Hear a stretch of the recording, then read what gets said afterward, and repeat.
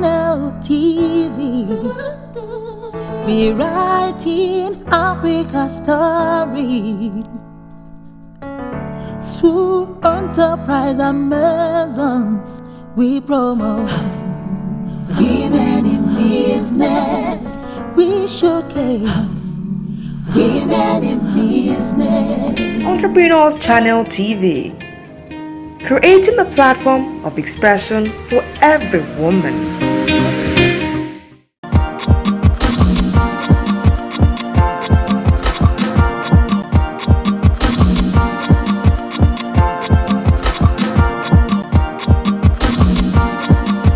Welcome to another edition of Marketplace Voices.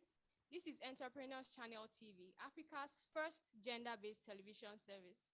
I am Jessica Olate, and with us today are some members of the management team at Women in Mining Nigeria. We have the National President, Engineer Honorable Mrs. Janet Adeyemi, Mrs. Foluke Ademokun, the Lagos State Coordinator, and we have Mrs. Adesua Dan Princewill, the Chairperson of the Gold and Gemstones Conference. And so for the next 30 minutes, they'll be entertaining my questions concerning the mining industry in Nigeria and also how it ties in with the female gender. Thank you so much for making time to be on the program today. So for the very first question, it is very evident that the mining industry in Nigeria is evolving. Can you tell us the part you are playing to make the women folk actively involved? I'd like Engineer Honorable Mrs. Janet Adeyemi to take this question. Okay, thank you for that wonderful question of yours. The role women are playing, if you look at the mining sector before now, you will find out that the presence of women were not visible. That is, women were opaque in the sector. There are no policies around gender. It is assumed that women is not a sector meant for women. And then there are lots of stereotyping against women who even are there. The women who are there, you find out are stark illiterate, who are used as labor. They have no rights. They don't even know what their rights are. But our coming into the sector have brought in some form of light into the sector. You find out that you have what we call gender policies. You have women being employed. You have women in top positions. Women are taught their rights. Women are gradually becoming part of the contract negotiation team and what we call community agreements. These are things that are non-existent before. There are more emphasis now on child labor. And you will find out that the campaign has gone beyond Nigeria. It has become an international campaign. In women in mining, now we have what we call Women in Mining West Africa. Every mining cluster, every mining country has a Women in Mining association. So we have what we call the Women in Mining West Africa. We have the Women in Mining Africa, and we have International Women in Mining, where we sit down to formulate policies.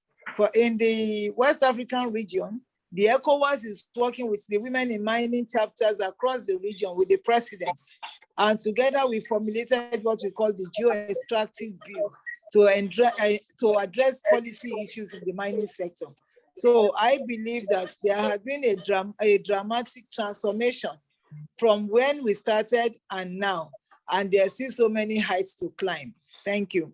Thank you very much, Ma. I have another question for you before you go. Is there any fund earmarked by the government for women in mining? If so, can you discuss it with our audience? Well, to the best of my knowledge, I'm not aware of what the funding pattern are because I'm not in government and I've not received any money from government. But what I know is that Women in Mining, as we describe it as a business membership and non-profit organization. So what we do is that till date, we started Women in Mining in 2004. Till date, we've not gotten any money and we get funding.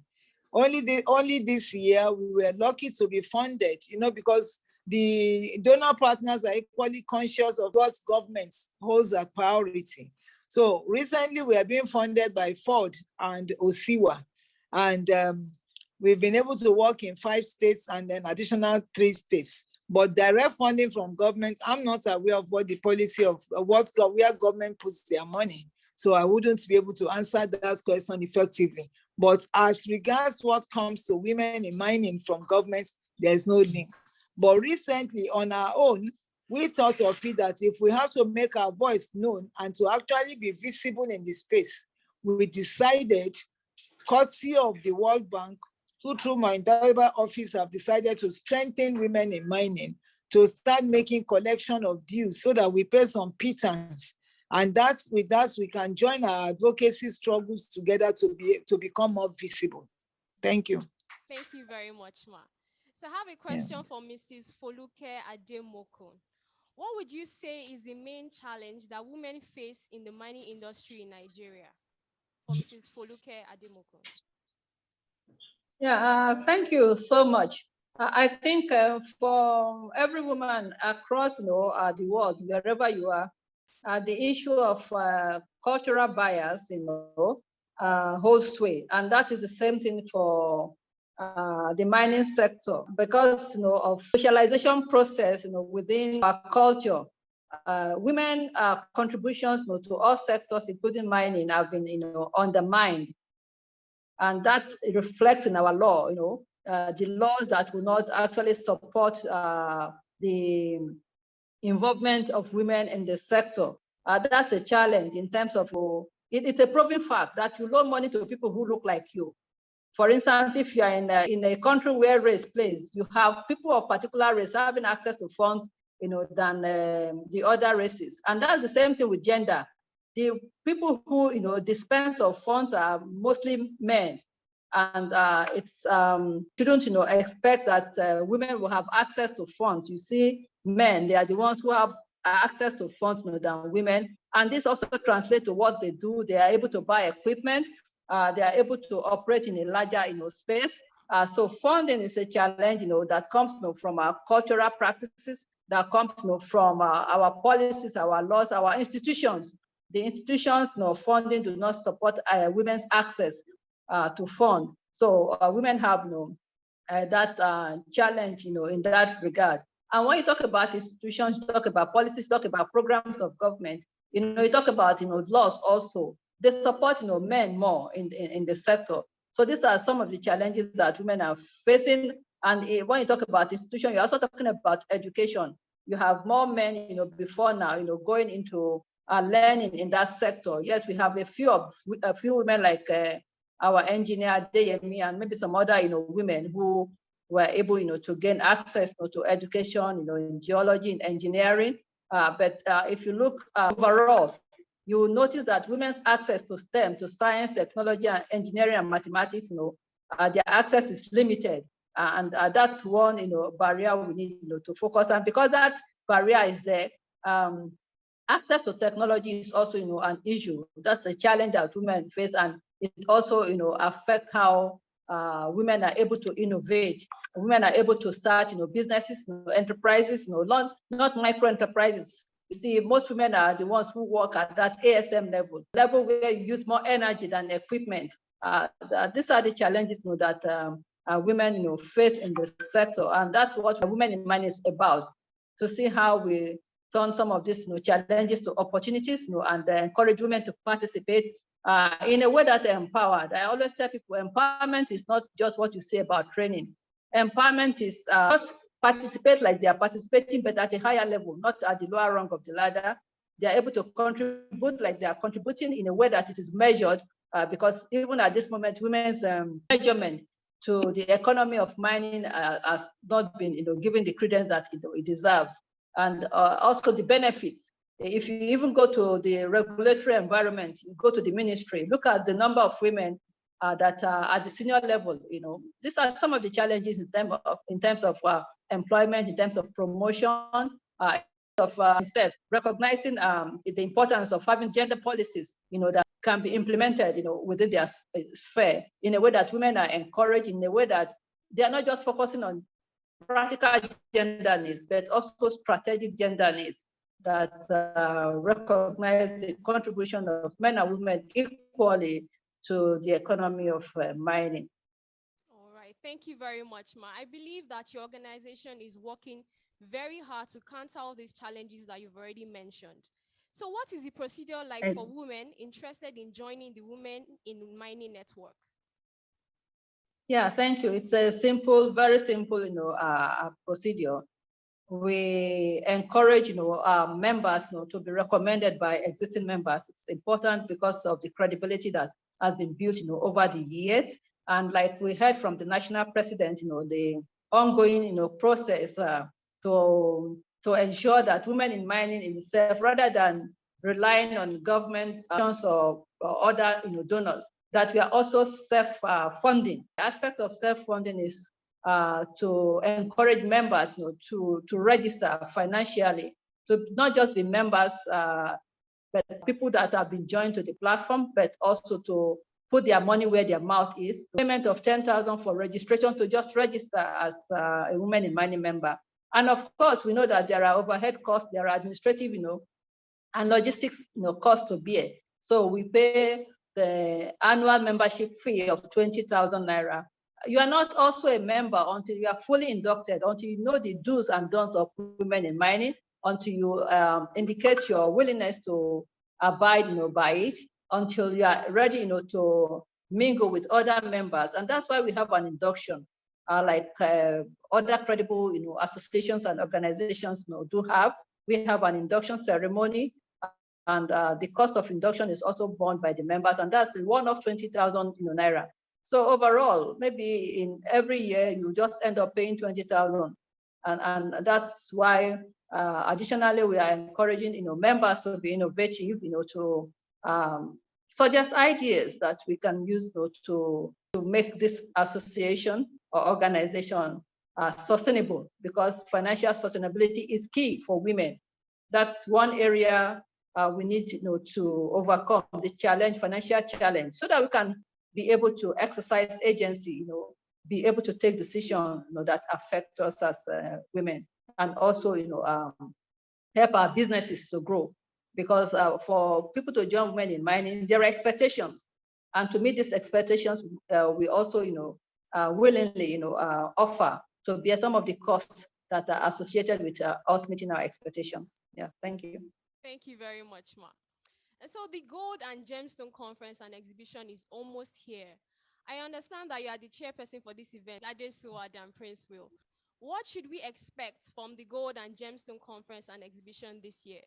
Well, I was saying, in terms of expectation, what you can expect is to find gemstone dealers, gemstone miners from all over the country coming together to showcase their gems to the world. You are going to have jewelers from all over the country as well to be able to showcase their skill. We intend for also other miners of different things, in this second powerful networking event, mainly to be able to showcase what we have and interest those that stakeholders to look at the business again. The idea is to teach how to export, show what we have, be able to really begin to add value. It's all about value addition to the mining industry. Recently, the Ministry of Mineral Resources has changed their tool, or they have a new policy to try to bring mines to the market, rather than doing what we did in the oil and gas industry, where we had crude oil and the crude oil being sold, and meanwhile we go back and buy petrol into our country. We want a situation where we are taking our gemstones, we are taking our gold and utilizing it from beginning to end, mines to market. As you mine for your gold, we want this exhibition to be able to show those who have trailblazed in the industry, those that have been able to actually start out with their mining, gold mines, start out with their gemstone mining, and actually take it from the mines to the market. And we want to also showcase the amount of potential it has and the opportunities that are there. Women in Mining is stepping in to bridge those gaps, to ensure that anyone who intends to go into this is properly informed. And when we say bridge the gaps, also for the funding for the ladies, we're talking to banks. We have a few banks that are partnering with us. The idea is to enlarge the coast for women, to back them up as much as possible, to make funding available. Let's hear from those who know. Let's hear from those who are stalwarts, those who have trailblazed, those who have been very successful in the business. And then what the difficulties are, Women in Mining intends to sit down, look at it properly, and try to correct these anomalies in the system. A lot of work has been done already, as our national president has mentioned, on policy changes. Our national president, we're very proud of her. She didn't even know what it was or didn't have opportunities. There's a particular lady we talked to yesterday who was on a call, and she was explaining how she graduated with first class in mining engineering and couldn't find a job.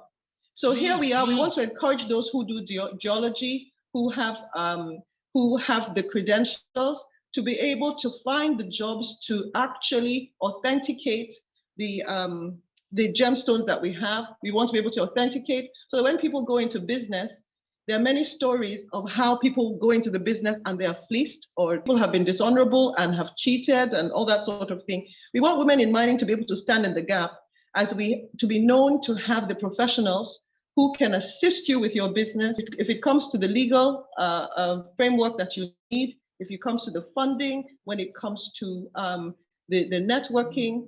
For example, we do know that there are jewelers who are still purchasing their things that are needed from abroad. Meanwhile, we have all these things here. The idea of this conference is to allow as much networking as possible, put our jewelers together with our miners, together with our gold resources, to have a think tank as to how to make it readily available, to also cater to capacity building, training. Part of what we're doing this year, we are going to award, there's a competition, and that competition is we're looking for jewelers who will take part in this. We have given them an opportunity to make a piece, and whoever wins that competition will have an opportunity to, first of all, there's a sponsorship to the Gemology Institute of America. We also have the piece that is to be made will be commercialized, and that person will have a chance to sell that piece over and over again for profit. And then we also have something we're excited about, just as has happened in the fashion industry. The fashion industry has gone nuclear. People now from outside the country are ordering our own wearables everywhere. I think Mrs. Adeswa got logged off just now. So just quickly round up the program. Okay, Mrs. Foluke, I have the very last question, the very last request for you before we round up this interview. Please kindly use this platform to invite our audience to the upcoming Gold and Gemstone Conference in Lagos. Yeah, thank you so much, to your organization for this opportunity. And I just want to tell viewers that this is a very unique, opportunity for them, to get involved in what is going on in the gold and gemstone, sectors. There are opportunities. We just had, the chair of the planning, committee informed us that participation at this year's event will provide, opportunities to platforms that are even outside of Nigeria. Imagine you as a jeweler, as a designer, going, abroad, to some of the most well-known runway shows, fashion shows in New York, in Paris.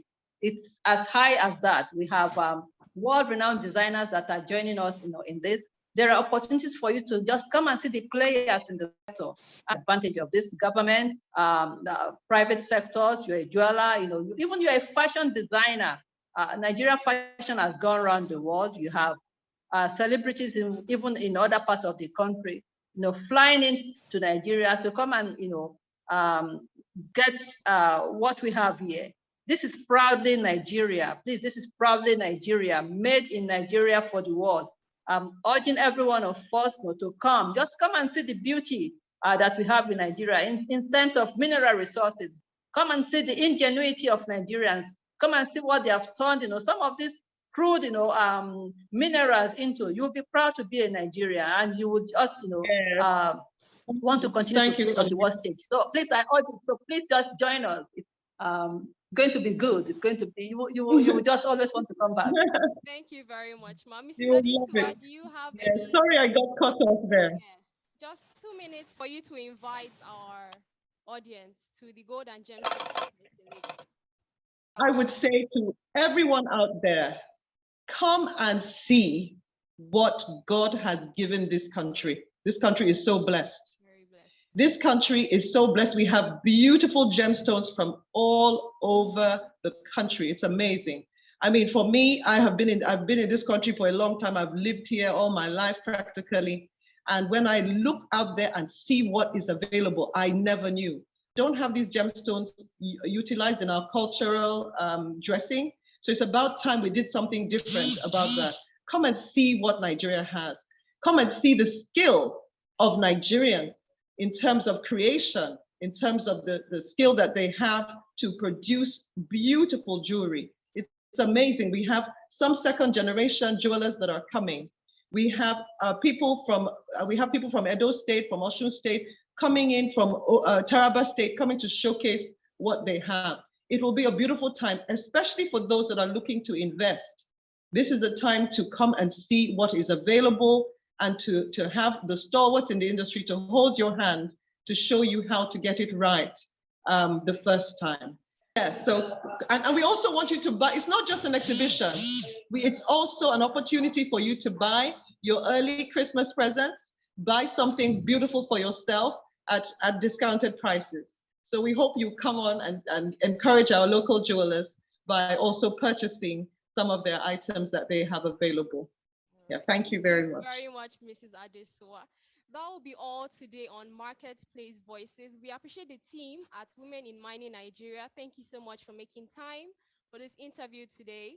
This is Entrepreneurs Channel TV, Africa's first gender-based television service. Till next time, I am Josito Olatoye. Thank you very much, Ma.